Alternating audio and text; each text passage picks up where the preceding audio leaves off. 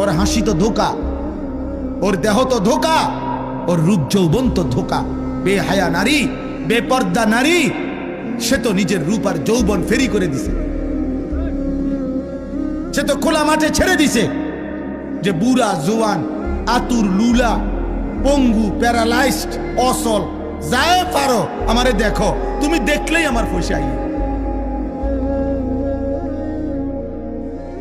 তাহলে সে তো পয়সার জন্য নিজের শরীর প্রদর্শন করছে, তোমার জন্য না।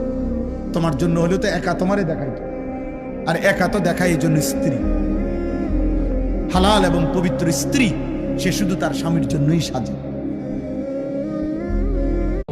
নবীজির জামানায় এক যুবক এসে বলছিল, ইয়া রাসূলুল্লাহ সাল্লাল্লাহু আলাইহি ওয়াসাল্লাম, আমাকে জিনার অনুমতি দেন, আমি জিনা করতে চাই, ইদান লি বিজিনা। নবীজি তাকে 5টা প্রশ্ন করছে, যুবক কাছে আসো। নবীজি বলছে, তুমি কি চাও তোমার স্ত্রীর সাথে কেউ এই কাজটি করুক?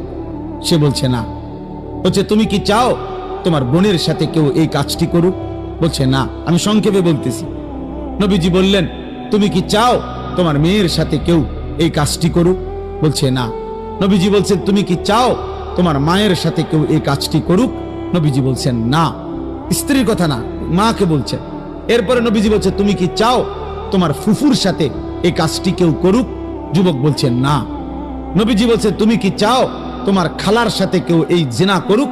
যুবক বলছে, লা ওয়াল্লাহি জালানি আল্লাহু ফিদাআকা। হে আল্লাহর নবী, না, আমি চাই প্রয়োজনে আপনার কথা শুনে আমি আমার জীবন দিয়ে দেব, কিন্তু আমার পরিবারের এই আপনজনদের সাথে কেউ জিনা করুক আমি এটা মেনে নিতে পারি না। আল্লাহর নবী সাল্লাল্লাহু আলাইহি সাল্লাম বলেন, ওয়ালাল্লাযীনা ওয়ালান নাসু ইউহিব্বুনাহু লিবানাতিহিম লিআম্মাতিহিম লিখালাতিহিম লিউম্মাহাতিহিম লিআখাওয়াতিহিম। আল্লাহর নবী বলেন, তাহলে যুবক শুনো, কোন মানুষও তার বোনের সাথে কেউ জিনা করুক এটা চায় না। কোন মানুষও তার খালার সাথে কেউ জিনা করুক এটা চায় না। কোন মানুষও তার ফুফির সাথে কেউ জিনা করুক এটা চায় না। কোন মানুষও তার মায়ের সাথে কেউ জিনা করুক এটা চায় না। কোন মানুষও তার মেয়ের সাথে কেউ ব্যভিচার করুক এটা চায় না। তো তুমি কেমনে করবে? যুবক বলছি, ইয়া রাসূলুল্লাহ, আল্লাহর কসম আমি ছেড়ে দিলাম।